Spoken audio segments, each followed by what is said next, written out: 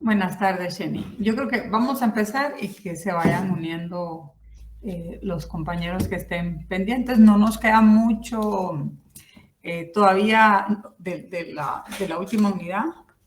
Es poco lo que tenemos que desarrollar sobre la inconstitucionalidad general. Yo sí quisiera que tomemos un tiempito por si, insisto, como lo he estado diciendo en las últimas clases, existieran dudas para el examen final, que quisieran que las pudiéramos ir abordando. Yo quiero darles algunos temas o algunos puntos básicos de la temática que ya se les ha expuesto para que puedan ustedes pues fortalecer un poco más el estudio para el desarrollo del examen. Entonces, vamos a dar por concluido, espero, no dé tiempo el día de hoy, de la temática completa de esta parte de la unidad, de la última unidad, para que podamos tener esas dudas al final. Lo más importante que tienen que tener ustedes presente en cualquiera de las dos modalidades, digamos, de presentación de inconstitucionalidad, tanto en la de caso concreto como la inconstitucionalidad general, es la tesis que van a utilizar, la tesis y la confrontación normativa que ustedes plantean al órgano que va a conocer de este planteamiento. Lo he insistido y lo voy a reiterar. El tribunal que conozca, ya sea en caso concreto o la Corte de Constitucionalidad, que conozca el planteamiento de una inconstitucionalidad general, no tiene facultad, no se encuentra de hecho obligado y tampoco tiene la facultad para hacer esa confrontación si no la realiza quien señala ese planteamiento. Es bien importante que cuando estudien la inconstitucionalidad en caso concreto, vayan revisando todos esos elementos también, todas esas características que tiene que tener el escrito de interposición. Y hago esta aclaración básica en cuanto a estas dos vertientes que señala la Constitución Política de la República en cuanto al control constitucional normativo. Porque muchas veces, si es algo que se advierte permanentemente en los planteamientos de apelación, yo al menos los que veo son de apelación, es que en grado, cuando tenemos un caso concreto, lo que se impugna son normas que no son de decisoria litis. ¿A qué nos referimos con eso? Que se están planteando sobre normas que no estaban fundamentadas en los escritos que interpusieron en toda la legislación del proceso, que son normas que tampoco ha utilizado el juez y que no van a ser de utilización en la resolución de ese conflicto, y pues lo único que generan con esto es un atraso procesal. Es muy importante que se analice fundadamente cuál es el precepto que consideramos que vulnera nuestros derechos garantizados en la Constitución, en ambos casos obviamente, pero en los casos concretos, los que eventualmente el juez en la aplicación que le pueda dar a ese precepto pueda violar esas garantías. Ahora, en las inconstitucionalidades generales, lo fundamental, porque recuerden acá no hay un proceso que subyaza a este planteamiento, lo fundamental es poder explicarle en detalle al Tribunal Constitucional por qué esa norma que nosotros estamos impugnando puede ser atentatoria o violatoria de los preceptos que contiene la Constitución. Entonces, ese es un punto fundamental. La tesis en la cual nosotros fundamos ese razonamiento y la confrontación de normas que va a ser la base de nuestra tesis. Siempre tomar la norma constitucional, hacer ese análisis de por qué este texto infraconstitucional lo está violentando. Y como les he dicho también en repetidas oportunidades, esto no es algo que esté taxativamente planteado en la Constitución, en la Ley de Amparo y tampoco en las disposiciones reglamentarias de la Corte. ¿A qué me refiero? A que ustedes pueden, en sus memoriales de interposición, hacer citas jurisprudenciales, esto ayuda mucho para el razonamiento que tiene el juez, y hacer también citas de lo que se ha desarrollado en la doctrina. Hay casos muy particulares, abogados acuiciosos que hacen interesantes trabajos de investigación sobre qué se ha resuelto por parte de la Corte, no solo a nivel local, sino también a nivel internacional. Hay oportunidades donde uno puede ver memoriales muy interesantes con análisis profusos, donde hay incluso citas jurisprudenciales extranjeras, o sea, esta discusión que se ha tenido en otros tribunales, y esto sirve definitivamente para poder ilustrar al tribunal. Así que, insisto, aunque no está como una parte específica de los memoriales, es decir, si un memorial no trae, por ejemplo, una cita jurisprudencial o no hace llamamiento a doctrina o a derecho comparado, pues esto no significa que no vaya a ser viable la presentación de esta reclamación, pero ayuda mucho, insisto, en esta ilustración que tiene el tribunal sobre el requerimiento que están haciendo los abogados. Entonces, la expresión de esta tesis tiene que ser de forma razonada y con motivos claros, jurídicamente claros. Recuerden que acá la exposición es eminentemente técnica. Lo hablábamos en la última clase y lo vamos a desarrollar ahora también. Creo que la excepcionalidad a la discusión sobre los elementos estrictamente técnico-jurídicos lo podríamos advertir si la inconstitucionalidad que se presenta es interna corporis, es decir, si lo que estamos atacando es el procedimiento, y eso es lo que vamos a poder discutir el día de hoy.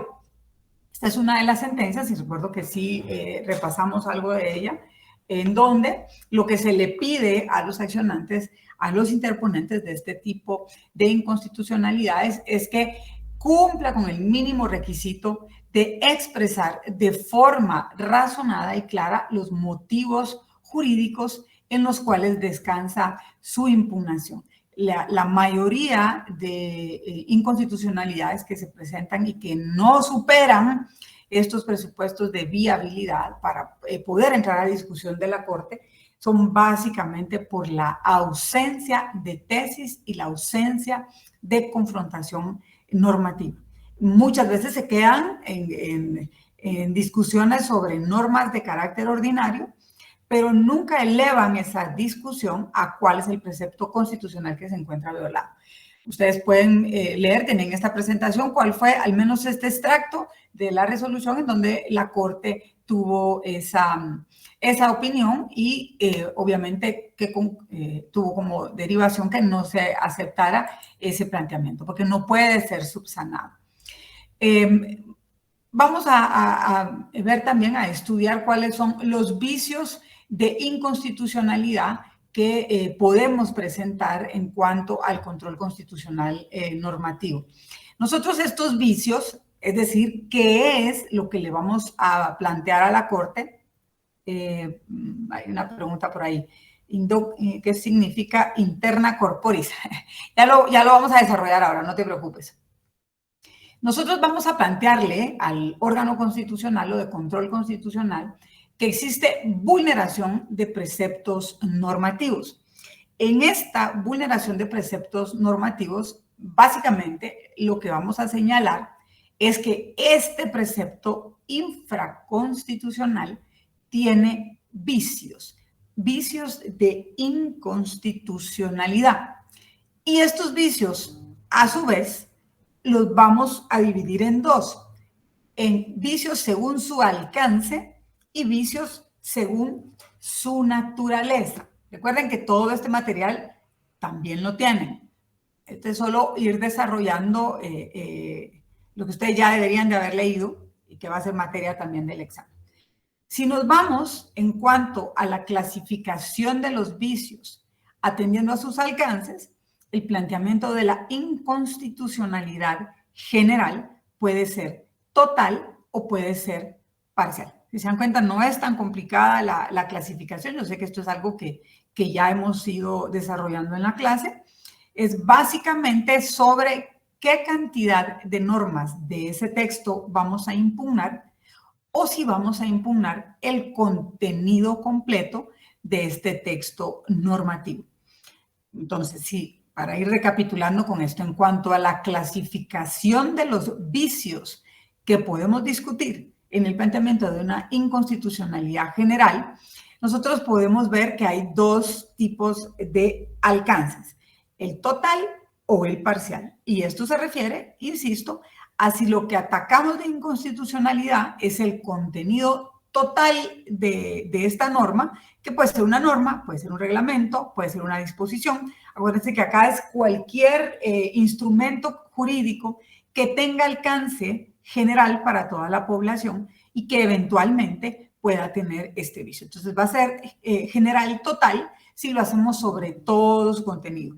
Y va a ser y va a ser inconstitucionalidad general parcial si la argumentación va únicamente sobre algunos de los artículos, o en todo caso, saben que hay ocasiones en donde no se impugnan de hecho artículos, sino expresiones, tal como dice ahí la presentación, puede ser sobre expresiones, sobre frases, sobre oraciones, no necesariamente se plantea sobre el artículo completo. Hay ocasiones, insisto, en las que se hace solo por ciertas palabras que están contenidas en algunos de estos artículos. Y esta va a ser una inconstitucionalidad general, pero parcial. En cuanto a esta clasificación de los vicios, también podemos ver, y ahí para la duda del compañero Pirir, vicios atendiendo a su naturaleza. ¿A qué nos referimos con esto? Nosotros podemos atacar el fondo de una norma, es decir, podemos señalar qué es lo que esta norma desarrolló e indicar que el desarrollo normativo que tiene este texto es contrario a la Constitución, o podemos atacar la forma en la que este precepto fue autorizado, y a eso se le denomina interna corporis, al procedimiento o a la forma que se utilizó para la emisión de este documento jurídico o de esta disposición normativa que consideramos que está violentando la Constitución. Hubo un compañero que hizo esa pregunta, creo que es un compañero a pedir que pueda leer, por favor, el último párrafo de lo que tienen en pantalla, por favor. ¿Puedes leerlo? Por favor. Buenas tardes, licenciada. Buenas tardes, Roberto. Compañeros, donde inicia el vicio formal. Veamos los dos, el de fondo o material y el formal. Ok. Clasificación de los vicios, atendiendo a su naturaleza. En atención a su naturaleza, los vicios de constitucionalidad pueden ser de tipo material o formal. El vicio de fondo o material es el que concurre en el contenido o espíritu de la disposición normativa que se objeta, precisamente por vulnerar la sustancia de la Constitución. Para que el Tribunal Constitucional pueda determinar si concurre este tipo de vicio, se precisa una operación parificadora. Vamos a esperar ahí, Roberto, por si surgieran dudas por esto.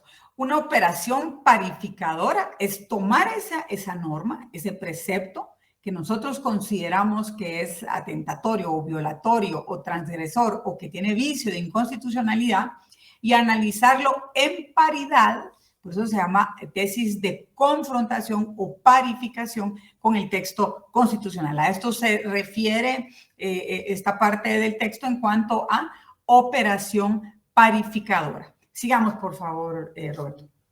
Ok.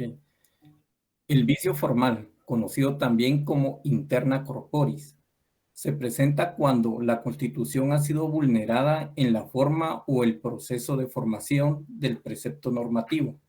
Principalmente, ello se da por contrariar el procedimiento determinado en el propio texto constitucional. Tal el caso del procedimiento legislativo regulado de los artículos 174 al 180. Por ello mismo, también se le denomina vicio procedimental. No obstante, hay otra razón de manifestación de ese vicio, como lo es el hecho de carecer de competencia para emitir la disposición. Así es. No sé si tienen alguna duda en cuanto al vicio formal o vicio de interna corporis. Si nos vamos a las normas que están contenidas del 174 al 180 de la Constitución, nos estamos refiriendo al proceso de formación y sanción de la ley. Una de las discusiones que se pueden elevar a la Corte de Constitucionalidad como un vicio general, formal, es que no se haya cumplido con el proceso legislativo para la aprobación del texto. Ojo, no estamos necesariamente discutiendo el fondo o la sustancia de la disposición o de la norma. Lo que estamos discutiendo acá es la forma en la que esta norma fue aprobada. Yo recuerdo que en la última clase conversamos, por ejemplo, del caso de la inconstitucionalidad que se presentó por interna corporis de las disposiciones que contienen el procedimiento para la ejecución de la pena de muerte. Y no tanto por el procedimiento para la ejecución, que esto ya es un universo de discusión, sino por las disposiciones en donde se le limita a la prensa la transmisión o la grabación del momento específico en la cual se procede a la ejecución de la pena, a la muerte.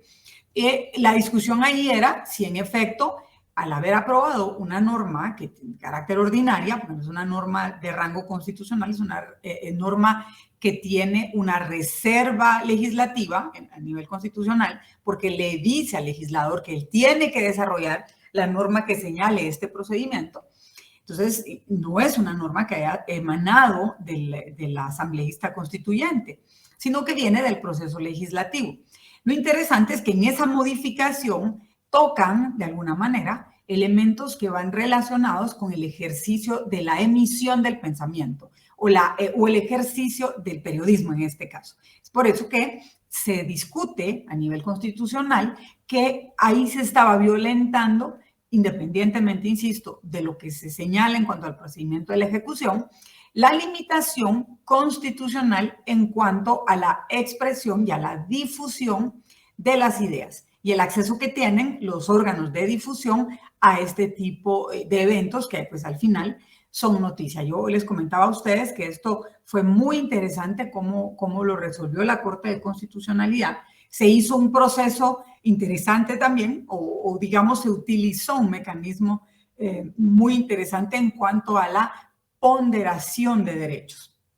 ¿Qué me refiero con la ponderación de derechos? Es decir, estamos de acuerdo eventualmente, puede ser que en el procedimiento no se tomó en cuenta este tema sobre que teníamos en confrontación un precepto que está contenido en una norma de índole constitucional, pero también lo es que si se reguló de esa manera es porque es superior el derecho que tiene la privacidad de esta persona. Es cierto, es una persona que indudablemente cometió un hecho que está calificado como un delito en la legislación penal sustantiva y que de hecho tiene una pena de ese calibre. Es un control social bastante fuerte que se hace el jus punendi del Estado en el tema de la pena de muerte. Es algo que es sujeto de mucha discusión, pero también lo es que en este caso tanto el ejecutado como la familia tiene derecho a vivir ese momento tan complejo en intimidad, o al menos no con ese nivel de comunicación. Eso es básicamente el planteamiento de inconstitucionalidad por vicio de forma. Creo que es tal vez el más emblemático por el efecto, porque aun y cuando la Corte lo atendió, el planteamiento que se hace en la sentencia es decir, pero queda igual. O sea, vamos a hacer esa ponderación en cuanto a los derechos y de cualquier manera, aun y cuando los medios de comunicación puedan estar presentes, esto no se puede difundir, por esto que les comentaba.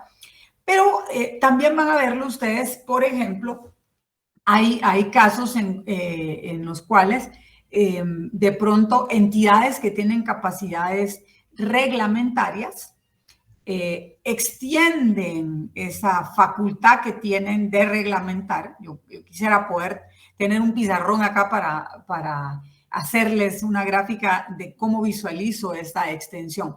Pero vamos a tratar. Nosotros tenemos a la Constitución que nos da un marco regulatorio. Al advertir nosotros todos los derechos que tenemos regulados en la Constitución, no vemos más que esa limitación al ejercicio del poder público. En la Constitución nosotros vemos que se les dice a quienes ostentan el poder público, de mi perspectiva y como se desarrolla también en la doctrina, el poder y la autoridad pública es una. Lo único es que esta se distribuye en las distintas competencias que tienen los entes públicos. En esas disposiciones que tiene la Constitución señala, bueno, el organismo legislativo es el encargado de legislar y legisla bajo también estas dinámicas. Y ahí tenemos nosotros todos los preceptos que señalan cómo se integra el Congreso y cómo se lleva a cabo un proceso legislativo. En ese ejercicio del proceso legislativo, nosotros vemos que se crean normas de carácter ordinario. En estas normas de carácter ordinario hay ocasiones en las cuales se dispone que se emitan reglamentos, porque recuerden que no todas las normas necesariamente traen como consecuencia la emisión de un reglamento, pero digamos que la mayoría sí. Y hay oportunidades o hay casos en las cuales este reglamento, al emitirse, pretende abarcar más circunstancias o normar más circunstancias de las que norma la propia ley. Entonces, ¿qué es lo que advertimos ahí? Pueden haber no solo vicios de fondo, porque estén contrariando regulaciones constitucionales, sino también vicios en su forma, porque están regulando circunstancias que únicamente pudieron ser reguladas por el legislador. Yo recuerdo un caso, y la verdad es que no tengo en concreto el detalle de si se atacó por los dos vicios, pero por ejemplo, si no está mal mi memoria, creo que fue en el 2013, ¿sí? Finales del 2013, se hizo la modificación de varias leyes orgánicas. Y ojo, esto es bien, bien particular, porque las leyes orgánicas o las leyes que van en atención a instituciones que tienen esta connotación de autónomas o descentralizadas, se regulan a través de normas orgánicas. ¿Cuáles se modificaron en esa oportunidad? Se modificó la ley orgánica del presupuesto, la ley de la Superintendencia de Administración Tributaria, si no estoy mal, y la ley orgánica de la Contraloría General de Cuentas. Hubo algunas disposiciones que se modificaron, no vamos a entrar en detalle de todas, les comento esta en particular. Hubo unas muy interesantes que se hicieron en cuanto a la Contraloría General de Cuentas, entre que de procedimientos, y también se reguló algo sobre sanciones, en qué casos se podían hacer rebajas, etcétera, etcétera. Y se señaló también que la Contraloría tenía, o el ente, obviamente, tiene la obligación, quienes conforman el ente, de generar algunos reglamentos, algunos manuales también. Pero hubo un punto muy particular que se estuvo discutiendo cuando se realizó la reforma, que era, y miren qué interesante, los alcances en cuanto a la seguridad. Es un tema interesante porque en realidad la discusión no versó sobre la función del órgano de fiscalización, sino sobre ciertos beneficios que se le estarían otorgando a quienes cesaran en el cargo de contralores. Y muy acertadamente, desde mi punto de vista, en el legislativo se dijo, no, es que ese no es un tema que sea sujeto de discusión. Los beneficios y los derechos que se pueda tener se deberían de dar o se deben de dar en el momento del ejercicio del cargo. Al menos esa es la disposición que se tiene en cuanto, en este caso particular, la Contraloría General de Cuentas.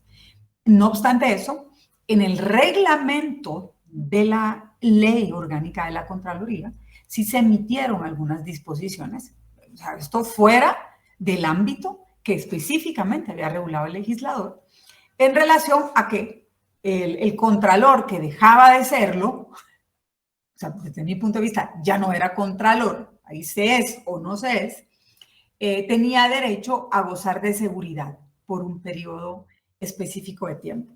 Y parte de las, digamos, fundamentaciones que se utilizaron para ese tipo de disposición que se puso en un texto reglamentario era por los casos de alto nivel que eventualmente se pudieron haber fiscalizado.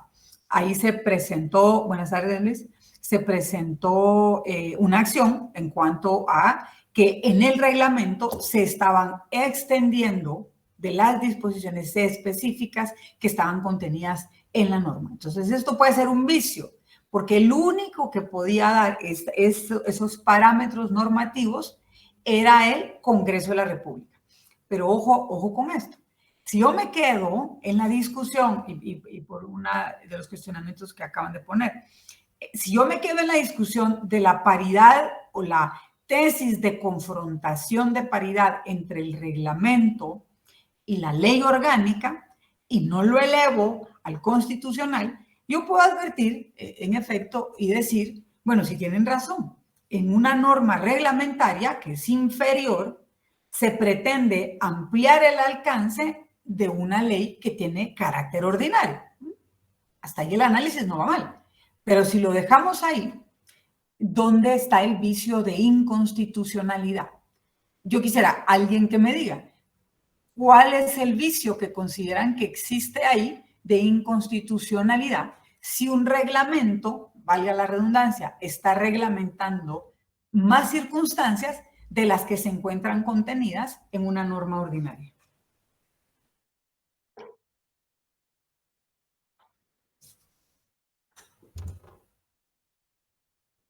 A ver, ¿qué vicio creen que existe ahí?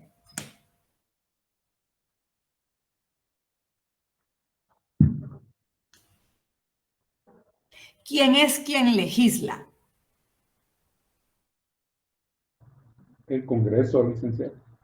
Ok, sí. ¿Puede entonces el Contralor en funciones tomar las funciones que señala la Constitución Política de la República en cuanto a normar, en cuanto a hacer leyes ordinarias? No. Entonces, ¿qué violación constitucional tiene ese reglamento?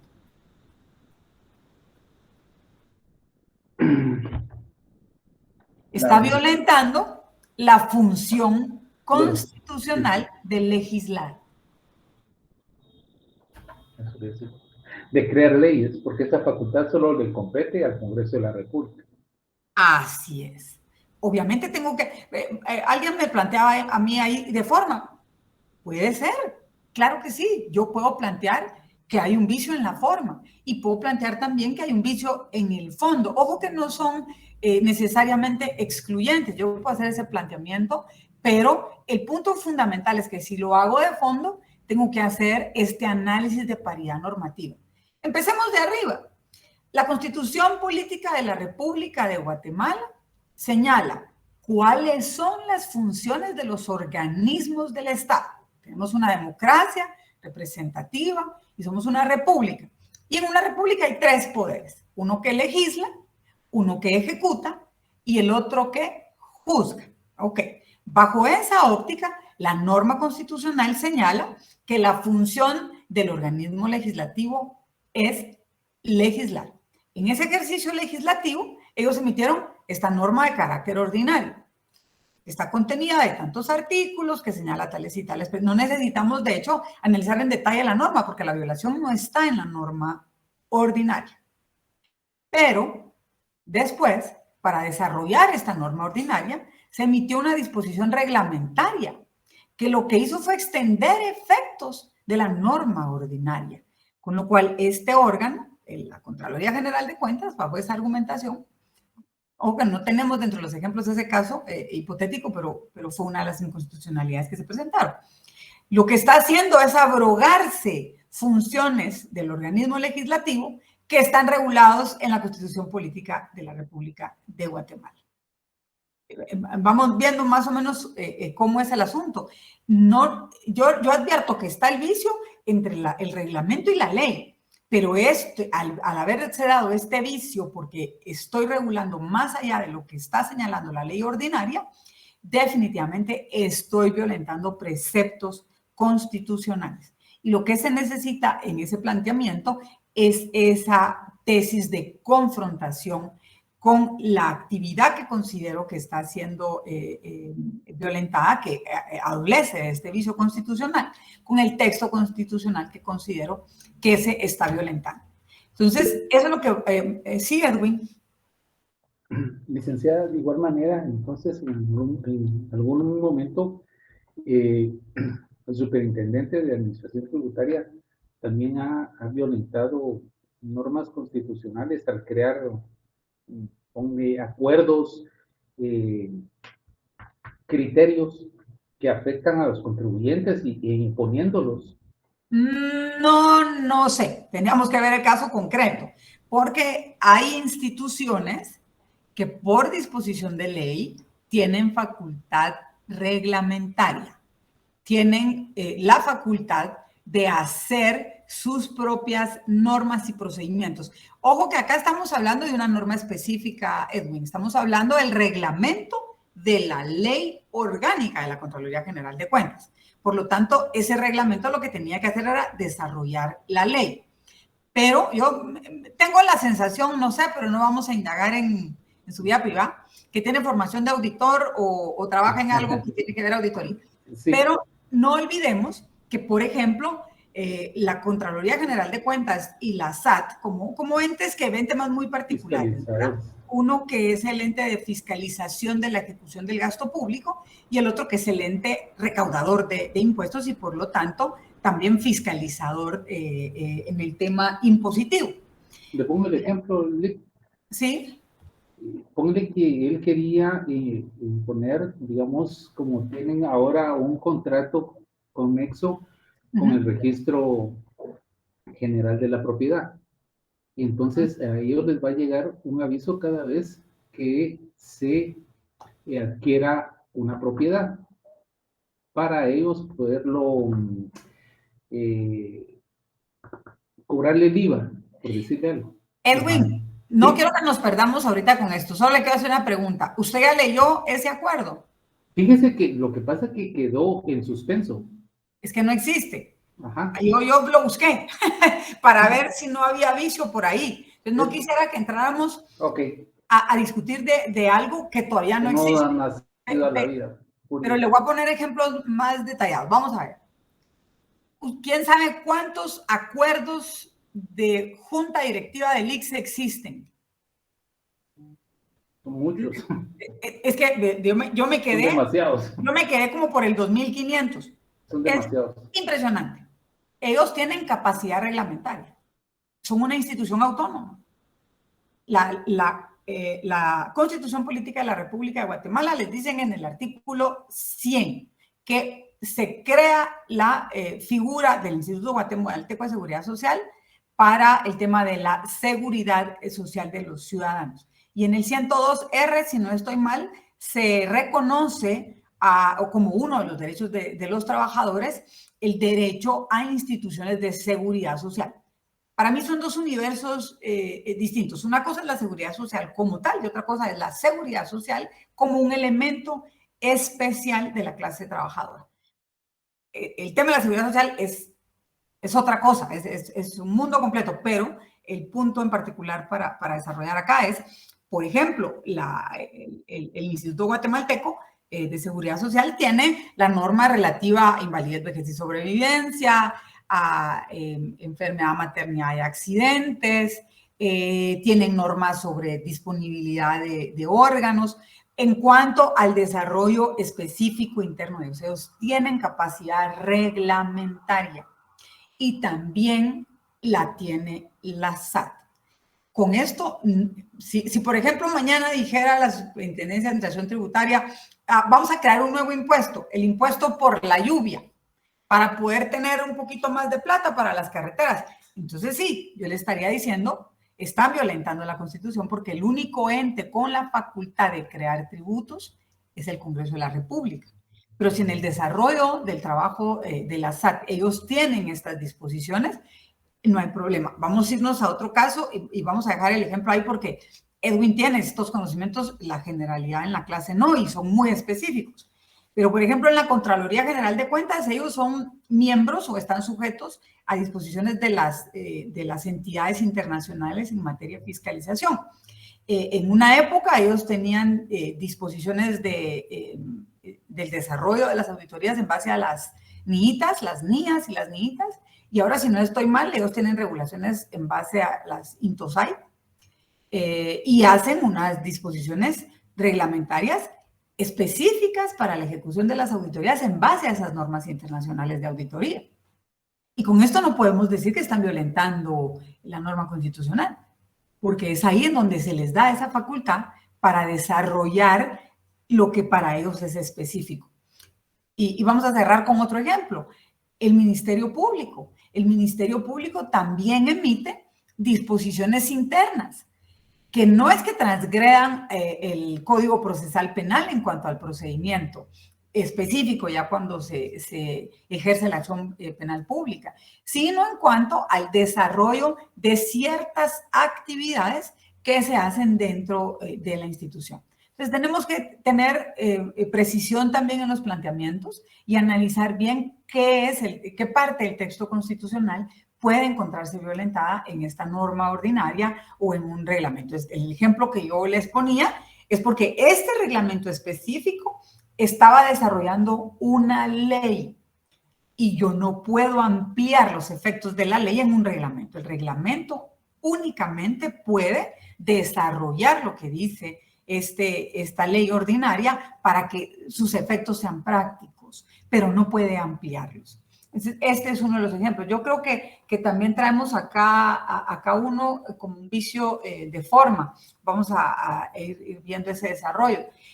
Uno de los temas particulares en cuanto a los vicios, en cuanto a esta naturaleza de vicio formal o vicio de interna corporis, es que lo que se requiere, y también lo hemos venido insistiendo en la cátedra, si bien es cierto, en las inconstitucionalidades generales, ya sea totales o parciales, la discusión es eminentemente jurídica, en los vicios interna corporis sí podríamos eventualmente, por lo que estamos discutiendo, presentar prueba. Entonces sería una excepción.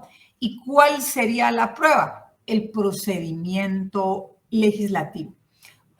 Veamos, si por ejemplo se discute una ley de modificación de una ley orgánica, se discute en el Congreso, por ejemplo, la modificación de la ley orgánica de presupuesto, ahora que estamos ahí en moda.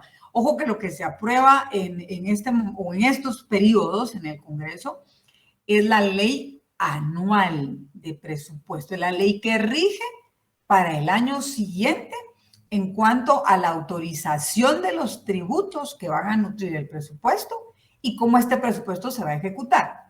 Pero hay una ley superior, que es la Ley Orgánica de Presupuesto. Por ser una ley orgánica, requiere de un número específico de legisladores para que esta modificación surta efecto. Es una mayoría calificada. Si no estoy mal, son 106 o 107 votos. Las normas que no requieren de este número específico pueden pasar por mayoría simple, que si no estoy mal, no recuerdo en realidad los números, creo que son 80 votos.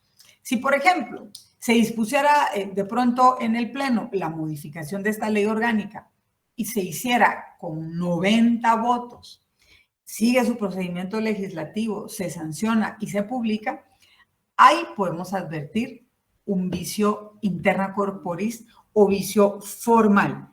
¿Por qué? Porque podríamos demostrar, y ahí sí comprueba, por ejemplo, porque ustedes saben que todos los decretos que se aprueban en el Congreso tienen que pasar por un proceso en donde se circula la firma de quienes votaron, y podemos ver ahí que votó un número de diputados que no es el que de conformidad con la ley se necesita para hacer una modificación de una norma que tiene carácter de norma orgánica. Ese puede ser, de hecho, un mecanismo para ilustrar al Tribunal Constitucional de la existencia de ese vicio de forma. El acompañar el diario, por ejemplo, de sesiones de ese día o el acta de sesiones del día en que se aprobó esa norma para demostrar que no se tuvo con el número de diputados que se debía de tener para esta aprobación. Entonces, ¿qué es lo interesante de este procedimiento en cuanto a los vicios por su naturaleza formal? Que podemos acompañar este tipo de pruebas. Es algo que sirve para ilustrar nuestro planteamiento. Yo creo que sí, por acá vendrá algún ejemplo. En este caso, no quedan sometidos al control constitucional solamente las normas de rango legal objetivadas externamente, sino también los procesos legislativos o interna corporis, que deben ajustarse a las formas que la Constitución prescribe. Este caso que tienen ustedes ahorita en pantalla es bien interesante porque lo que se discutió en ese momento fue un acuerdo gubernativo. Creo que fue del año 88. Sí, fue el acuerdo gubernativo 128-88. ¿Por qué? Porque este acuerdo gubernativo, al parecer, regulaba ciertas condiciones sobre la integración de las juntas mixtas o juntas paritarias, que son las que discuten el establecimiento o la determinación, perdón, de los salarios mínimos.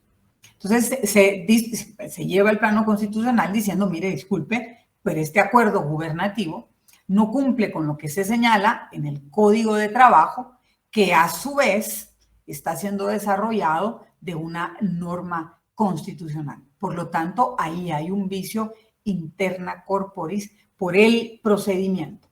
Entonces, es interesante, tenemos que definir bien qué es lo que vamos a discutir, si la forma o el fondo de este precepto constitucional que llevamos a discusión sobre vicio de inconstitucionalidad.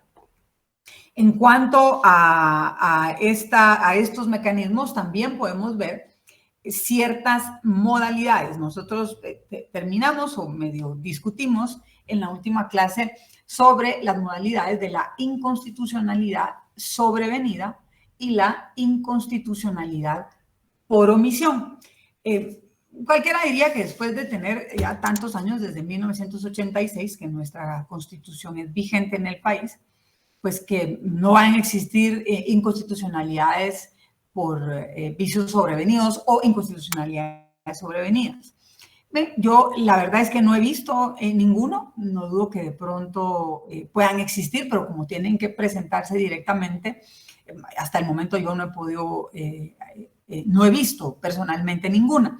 Acá les traigo un ejemplo sobre lo que es una inconstitucionalidad sobrevenida. ¿A qué nos referimos con esto? Y ahí hay ciertos puntos que tenemos que analizar para su planteamiento. Primero, lo que hemos venido discutiendo en cuanto a que al precepto que voy a discutir sobre inconstitucional tiene que ser un precepto vigente, que su análisis de paridad o confrontación lo tengo que hacer a la luz de una constitución vigente.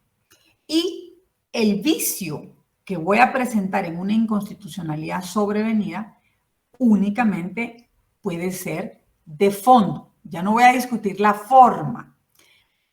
¿Alguien me puede dar algún comentario sobre lo que considera que es una inconstitucionalidad sobrevenida?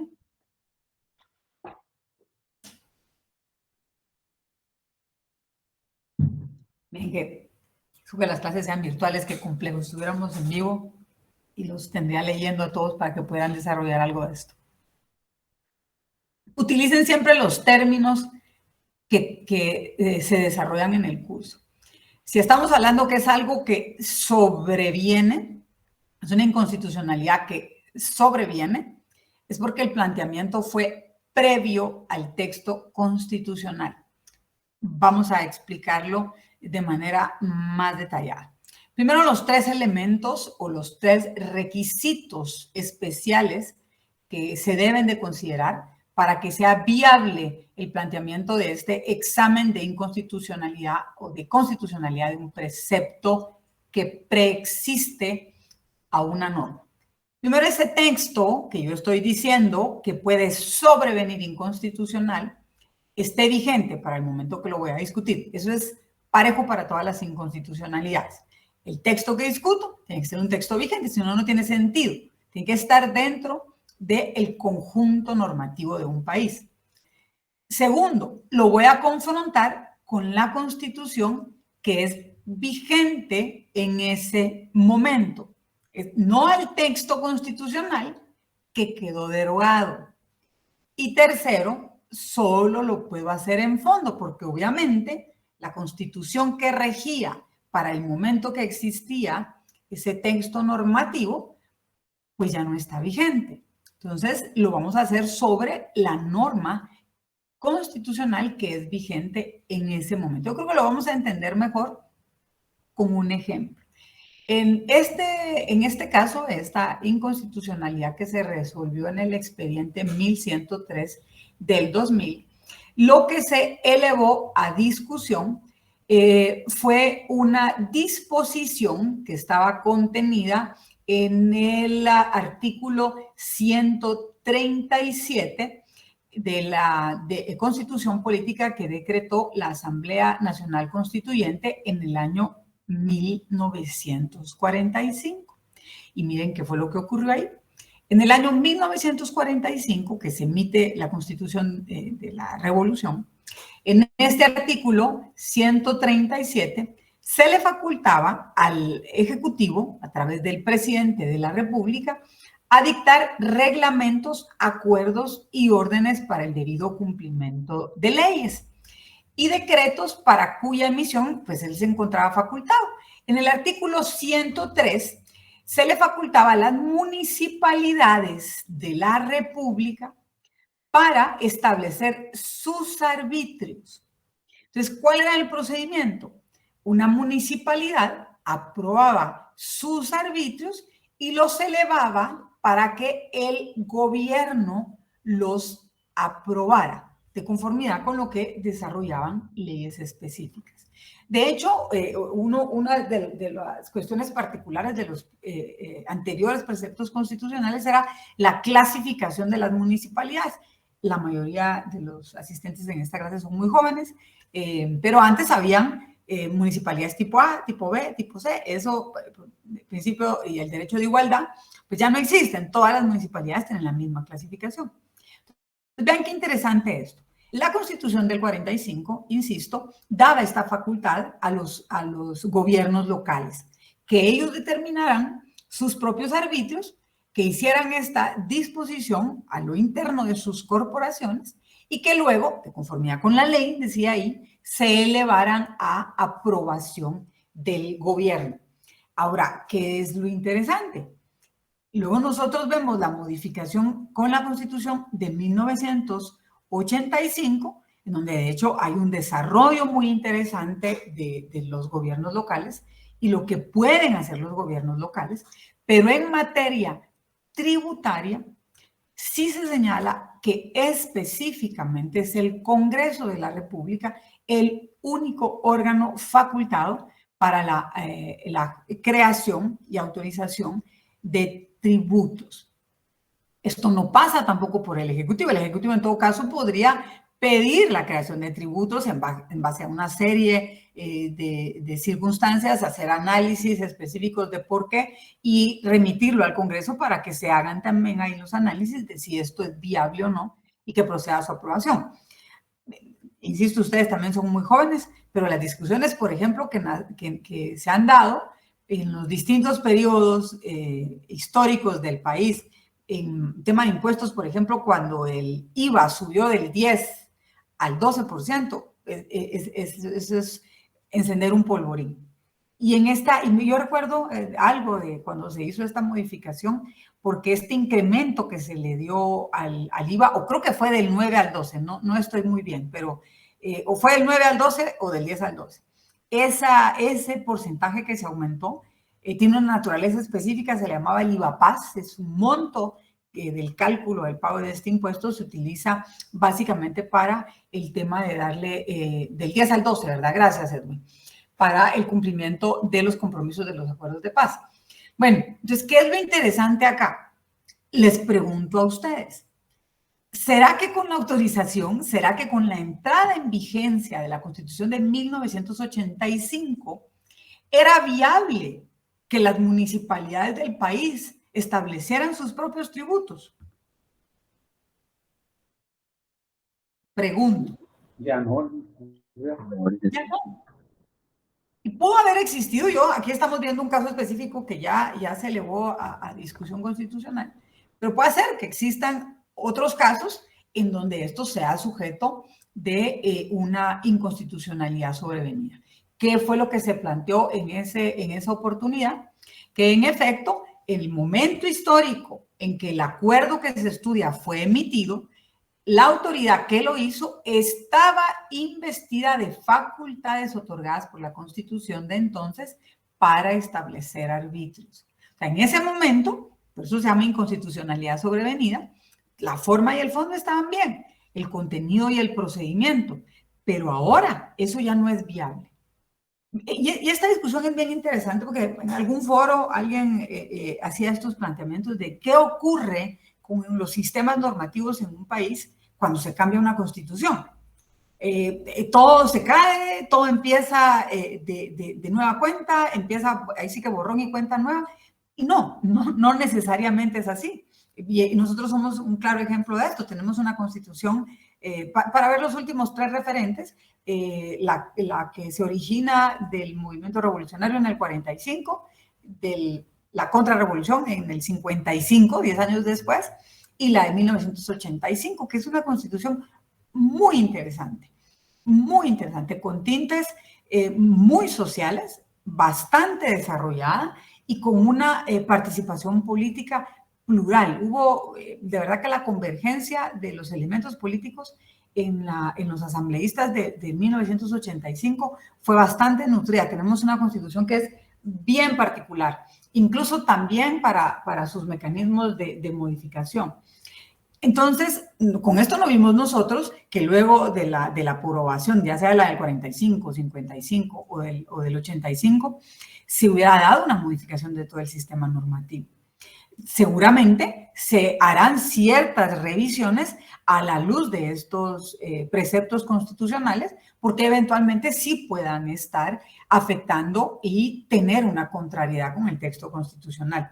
Yo no tengo mucho detalle de algunos planteamientos que se hicieron de algunas normas en donde se ha argumentado vicios de inconstitucionalidad violentando el principio de igualdad. Pero recuerdo, por ejemplo, el que se planteó con el tema del concubinato. No sé si alguien recuerda estas disposiciones en el Código Penal sobre la figura del concubinato y del adulterio, porque de conformidad con este texto únicamente cometía adulterio la esposa, no importando en dónde tenía relaciones con otra persona que no fuera su esposo, cometía el delito de adulterio, en tanto que el cónyuge varón lo cometía única y exclusivamente si lo hacía en su casa. Hubo algunas discusiones ahí sobre que eso tendría que ser lo mismo si estamos hablando de un matrimonio o no existir en todo caso. Esas fueron algunos de los planteamientos que se hicieron porque no se regulaba de la misma manera en las constituciones anteriores.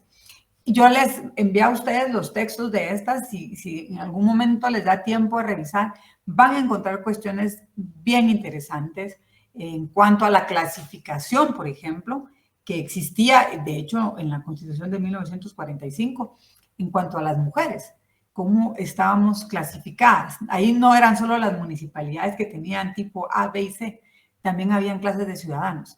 Y las mujeres no teníamos para ese momento histórico los mismos derechos que tenemos ahora.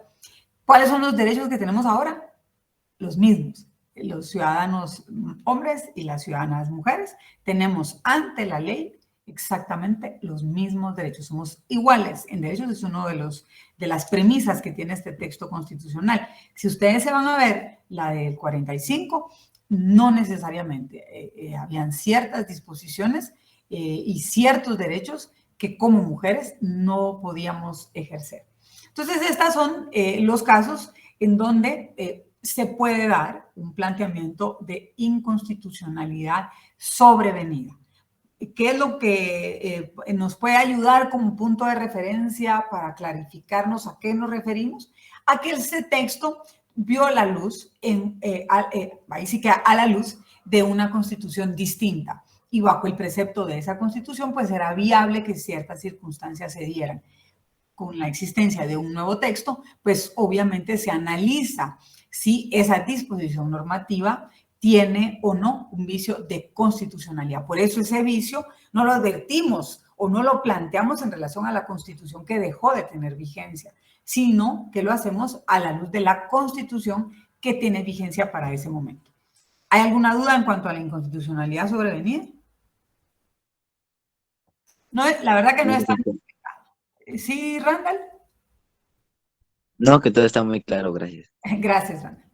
Bueno, tenemos, pues básicamente, en cuanto a la inconstitucionalidad por omisión.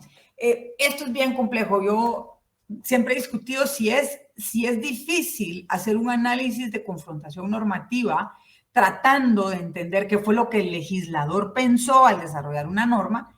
Es mucho más complejo, en realidad, que no pensó y por qué es que se está omitiendo eso en el texto. Esto se queda, le diría, más en un tema de discusión doctrinaria. Habrán algunos países en donde por su diseño constitucional es más viable discutir qué es o atender al planteamiento de una inconstitucionalidad por omisión. ¿Y qué es lo que nos dice básicamente la doctrina en cuanto a este tipo de vicios? Es cuando no se actúa a pesar de la expresa previsión constitucional dirigida a que se lo haga, es decir, se desarrolla algún tipo de legislación, o cuando esta legislación, obviamente, o cuando se regula de modo deficiente, plasmando una regulación insuficiente o discriminatoria. ¿Qué es lo que vemos acá? Que en el texto constitucional se le señala al legislador, eso es a lo que se le llama la reserva legislativa, que tiene que legislar sobre este punto en el futuro. Si no, tendríamos no una constitución, sino un digesto, una colección de textos de índole constitucional de nunca acabar. Y la Constitución lo que tiene es el marco regulatorio general, es esa definición y determinación de los límites del poder. Y en ciertos temas, la Constitución o el constituyente deja plasmada la obligación para que el legislador pueda desarrollar, pueda ampliar lo que la Constitución expresó, siempre respetando estos principios y estos derechos que se encuentran contenidos en el texto constitucional. Entonces, ¿cuándo vamos a advertir, por ejemplo, una inconstitucionalidad por omisión? Bueno, en principio tenemos que entender o verificar que existe en la Constitución un mandato constitucional, ya sea de manera expresa o implícito. Tiene que haber una inacción por parte del legislador, que obviamente si la Constitución le dice usted tiene que legislar este tema, no lo ha hecho. Y también si existe un vencimiento de ese plazo para que el legislador haya actuado. En nuestra Constitución nosotros podemos advertir algunos de estos requisitos. Ahora, el tema complicado aquí es cómo realizar el planteamiento. Y de hecho también tiene mucho que ver con cómo lo ve cada uno de los sujetos que lo juzgan o lo plantean. Me voy a explicar mejor en este punto. Por ejemplo, la clase anterior, Edwin creo que fue el que nos hizo ahí el favor de ponernos a discutir sobre el tema de la elección del Contralor General de Cuentas.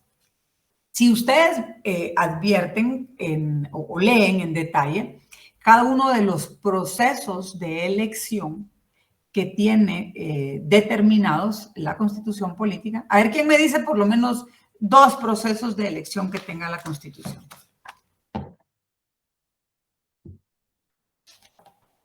¿De magistrados? ¿Ok? ¿Qué ¿Qué otro? Y el otro sería el de procurador Hablamos el del Contralor también. de Contralor.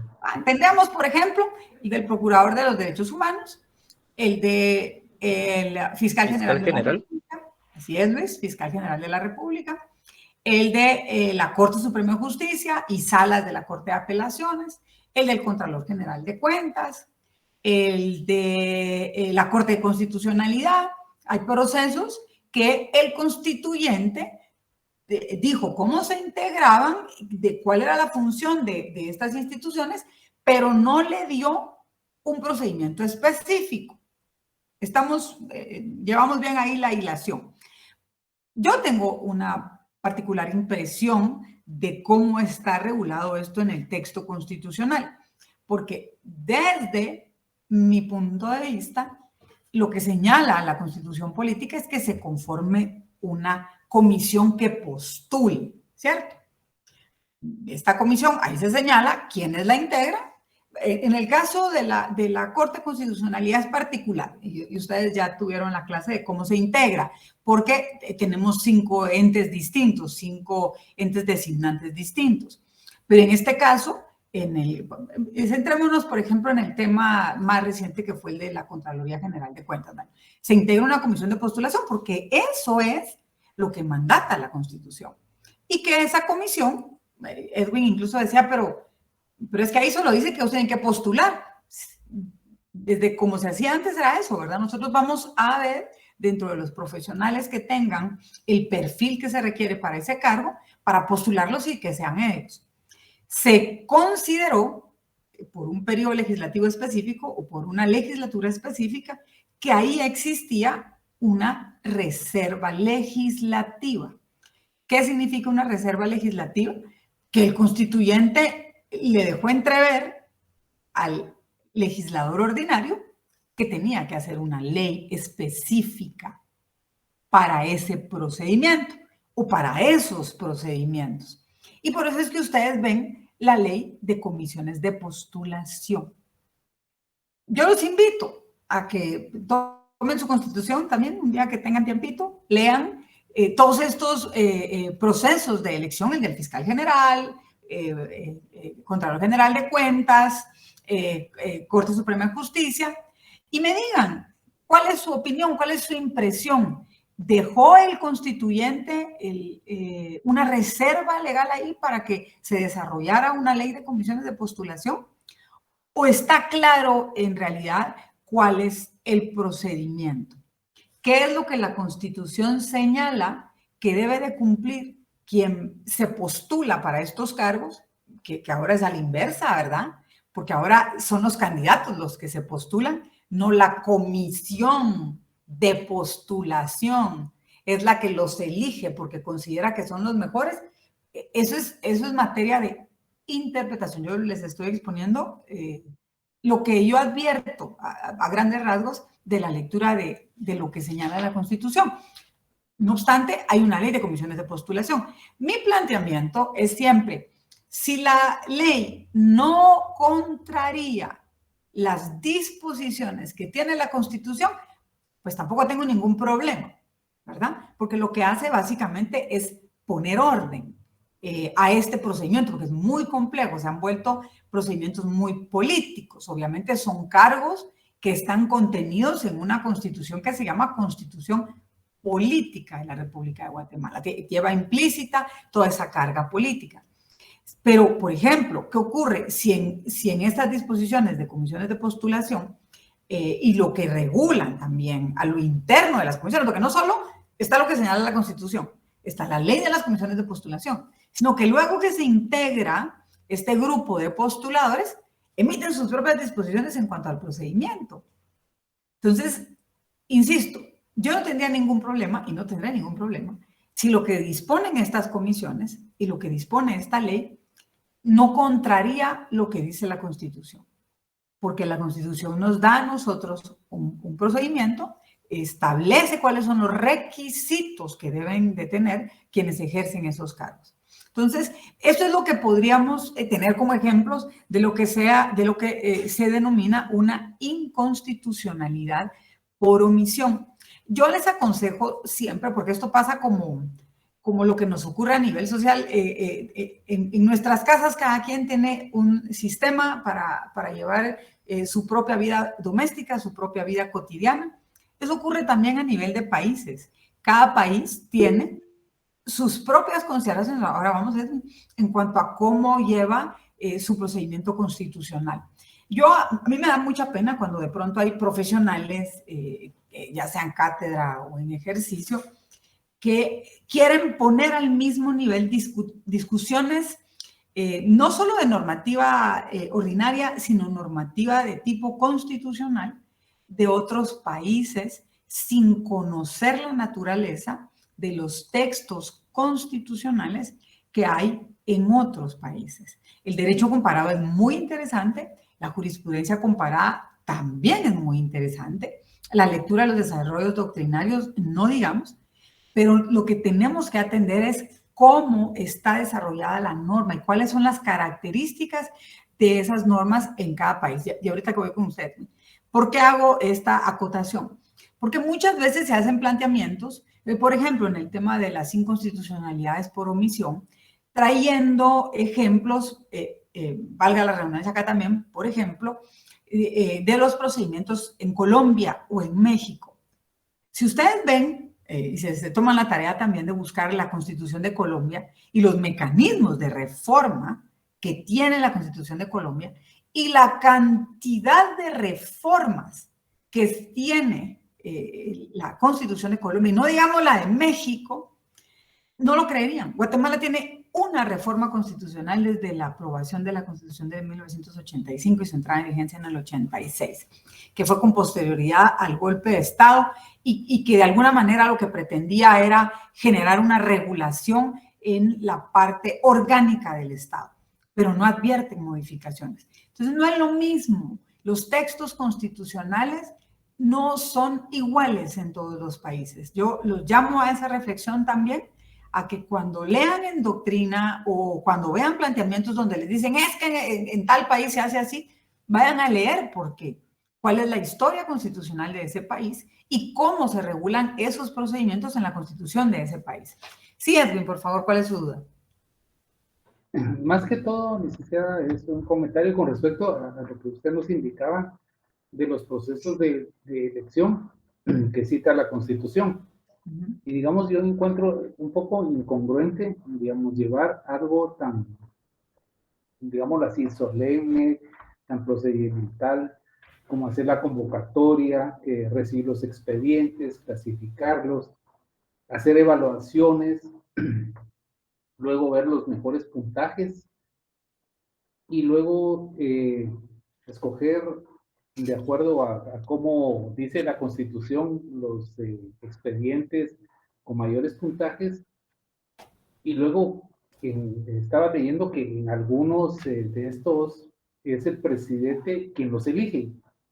Entonces, ¿de qué le serviría a un candidato cuando en un futuro se propone uno, lleva su currículum, su expediente completo, con todos los requisitos que ponen ahí para el puntaje, digamos, licenciatura, ejercicio de la profesión, maestrías, y el que viene atrás sacó un menor puntaje, presenta menos currículum, y a él lo escogen? Entonces, digo yo, es algo incongruente entre toda esta selección, valga la redundancia, tan selectiva, que a última hora, pues aquí tiene la última palabra, es nuestro señor presidente en funciones.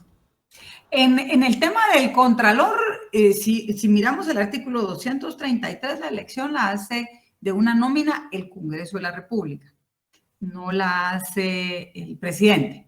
No, como no cité números, pero digamos leí el de Procurador General de la Nación. Lo voy a contar, el Procurador General de la Nación no necesita comisión de postulación. Directo, él lo nombra. Ese es un nombramiento directo del presidente, porque es el abogado del presidente. Entonces no pasa por ese proceso. Para el tema del Contralor General de Cuentas, y yo estoy totalmente de acuerdo con lo que usted dice, o sea, pero entonces, ¿a qué le vamos?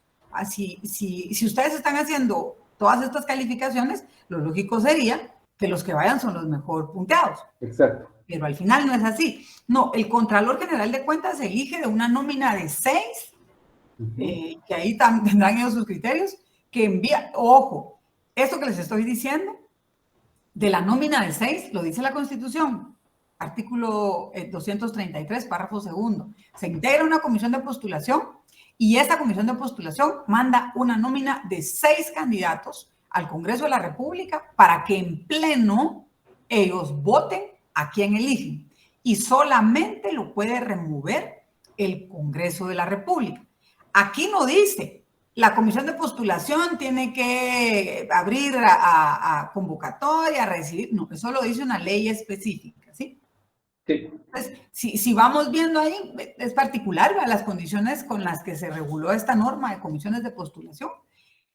¿Por qué salimos a esta norma? Por esta posibilidad del planteamiento de inconstitucionalidades por omisión. ¿Cuándo pueda ser que en un texto constitucional haya una inconstitucionalidad por omisión? Y perdón, me corrijo ahí, no es en el texto constitucional, sino en la legislación ordinaria. Porque tenemos entonces una Constitución que le señala al legislativo que tiene que legislar un tema. En Guatemala hay una de esas disposiciones, yo no voy a entrar en detalle, es un tema algo escabroso, porque la Constitución entró en vigencia desde el 86 y para esta fecha no se ha legislado, que es el tema de aguas. La Constitución señala que el Congreso tiene que legislar específicamente sobre el tema del dominio de las aguas y la utilización de las aguas, que es uno de los temas que genera mayor conflictividad. ¿Y por qué les hacía relación a que tenemos que estudiar también cómo los preceptos constitucionales desarrollan esto y cómo dan esa posibilidad normativa en el desarrollo legislativo en cada país? Porque en Guatemala en particular, si nos presentaran, por ejemplo, una inconstitucionalidad por omisión, la finalidad de la Corte de Constitucionalidad, que es la única que puede conocer de inconstitucionalidades generales, y esta sería una inconstitucionalidad general por omisión, no es la de legislar. El Tribunal Constituyente en Guatemala o el Tribunal Constitucional en Guatemala no puede legislar y tampoco puede obligar al Congreso a hacer algo que está dentro de sus funciones, al menos no en el desarrollo de una sentencia de este tipo en cuanto a una inconstitucionalidad. Aquí es muy particular. Si ustedes ven qué es lo que dispone el texto constitucional en el artículo 266 y 267, y por eso insisto, vámonos a lo que dice nuestra Constitución. Estas son discusiones muy interesantes que se tienen en los distintos países porque tienen esas posibilidades en sus cuerpos constitucionales. ¿Qué es lo que permite nuestra Constitución? Díganme, por favor, en el artículo 266 y en el artículo 267.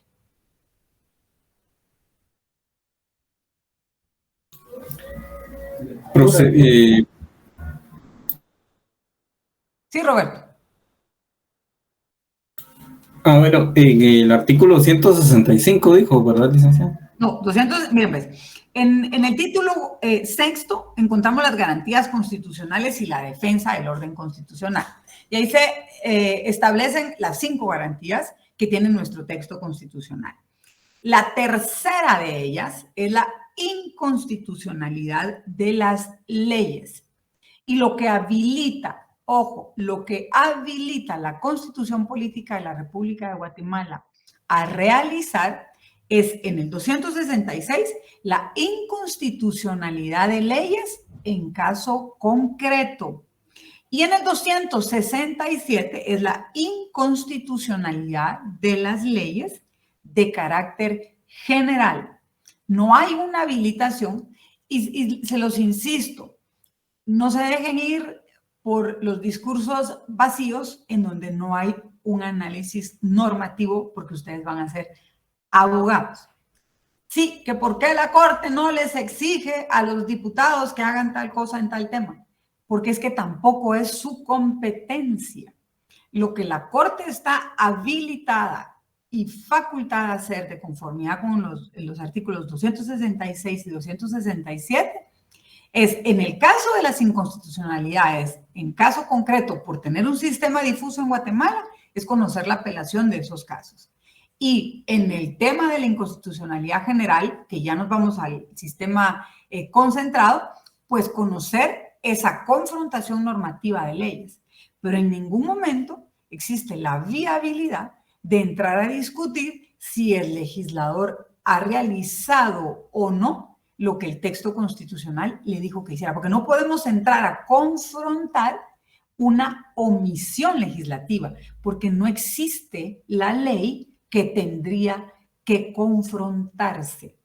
En doctrina, lo que se plantea es dos tipos de inconstitucionalidades por omisión: la omisión legislativa relativa y la omisión legislativa absoluta.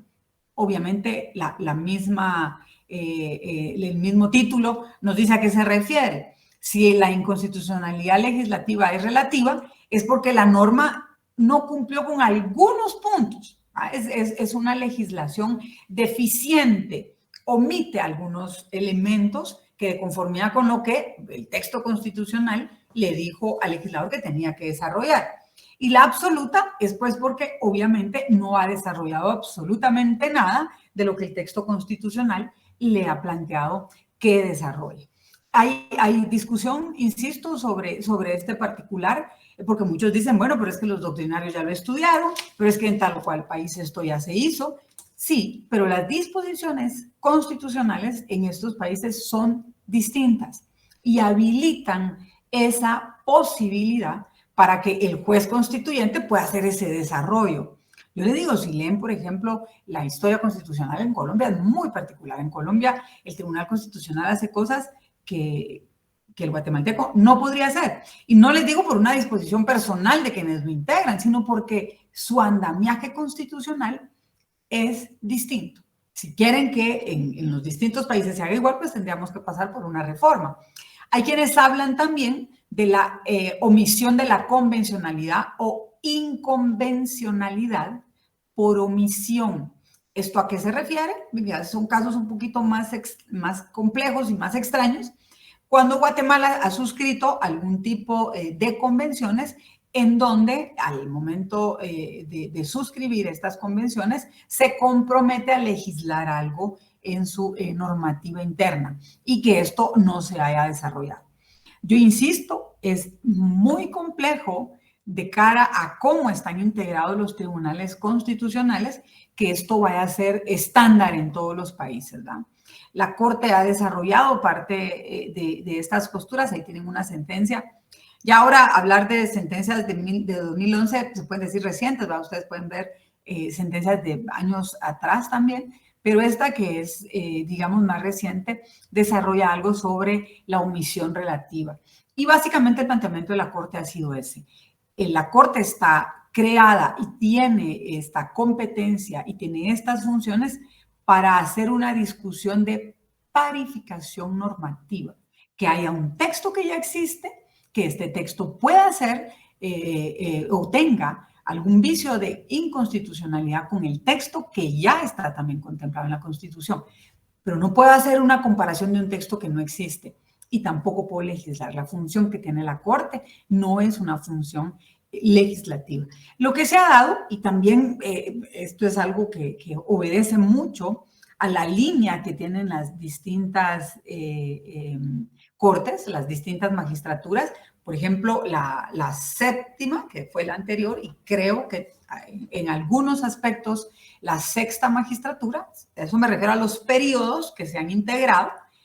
Este es el octavo periodo de esta corte desde que se instaló en 1986, pues en la sexta y en la séptima se dieron algunos fallos en donde lo que se le remitió al Congreso fueron fallos exhortativos, donde se le exhortaba básicamente a que hiciera este desarrollo normativo por algunas de las discusiones que se elevaron a la Corte.